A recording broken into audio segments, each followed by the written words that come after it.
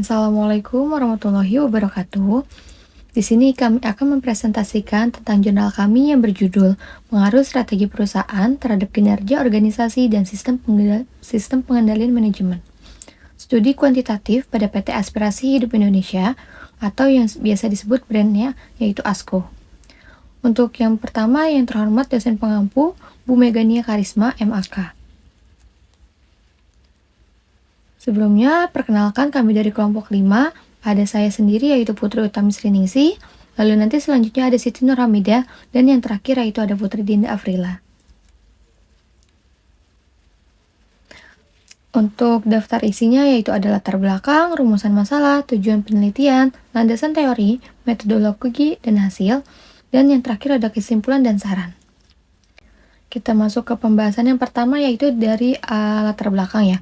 Untuk setiap organisasi, bisnis menghadapi tantangan untuk tetap kompetitif dan berkelanjutan dalam lingkungan yang dinamis. Dalam konteks ini, strategi perusahaan memainkan peran krusial sebagai pedoman dalam mengarahkan tujuan jangka panjang, pengalokasian sumber daya, serta pengambilan kebijakan yang mendukung pencapaian visi organisasi. Untuk PT Aspirasi Hidup Indonesia atau ASKO, yang bergerak di bidang jasa konsultasi dan pengembangan SDM, telah menerapkan restrukturasi strategi melalui digitalisasi layanan dan perluasan jaringan mitra.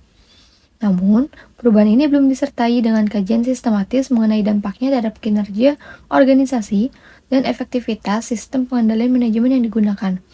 Padahal, dalam teori manajemen strategik, strategi perusahaan, kinerja organisasi, dan sistem pengendalian manajemen merupakan elemen yang saling terkait dan saling memengaruhi.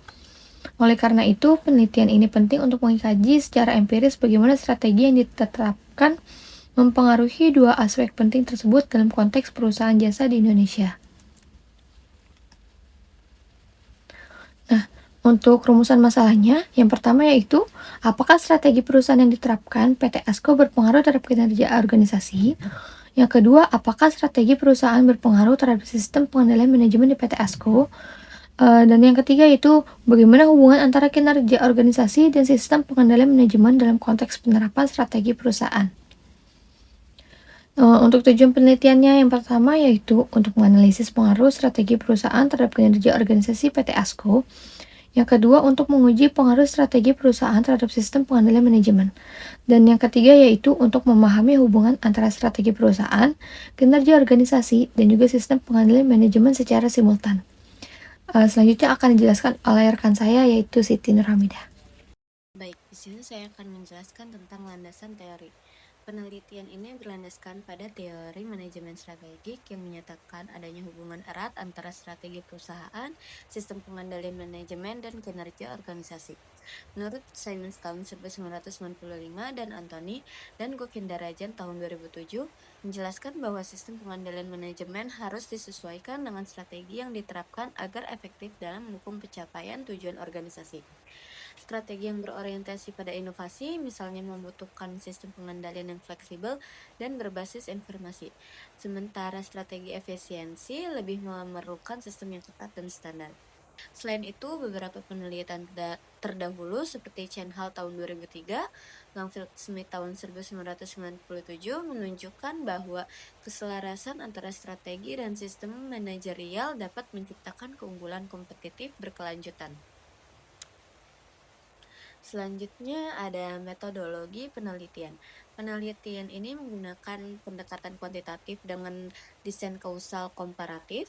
Untuk sampel penelitian terdiri dari 30 pegawai tetap PT ASKO yang memegang peran strategis, dipilih melalui purposive sampling.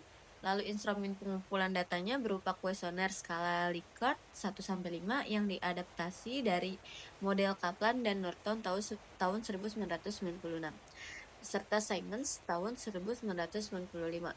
Untuk uji validitas dilakukan dengan analisis faktor eksploratory atau EFA dan reliabilitas diuji menggunakan Cronbans alpha dengan nilai sebesar 1000 yang dinyatakan sangat tinggi.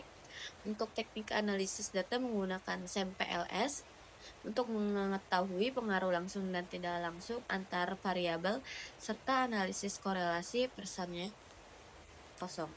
Selanjutnya akan dijelaskan oleh Putri Dinda. Selanjutnya, untuk hasil penelitian menunjukkan adanya hubungan yang sangat kuat dan signifikan antar variabel, yaitu strategi perusahaan, kinerja organisasi, dan sistem pengendalian manajemen.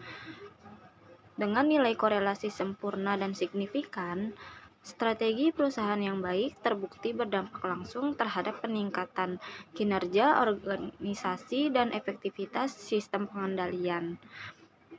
Statistik deskriptif menunjukkan bahwa rata-rata nilai strategi perusahaan berada di 72,54, kinerja organisasi 71,54, dan sistem pengendalian manajemennya 68,54. Berada dalam kategori baik. Temuan ini sejalan dengan teori bahwa perencanaan strategis yang kuat akan menghasilkan pengelolaan organisasi yang lebih efektif dan efisien. Sistem pengendalian yang selaras dengan strategi terbukti membantu monitoring dan evaluasi kebijakan internal secara optimal. Lalu, kesimpulannya yaitu, penelitian ini menyimpulkan bahwa strategi perusahaan yang dirumuskan dengan baik memiliki pengaruh yang signifikan terhadap kinerja organisasi dan sistem pengendalian manajemen.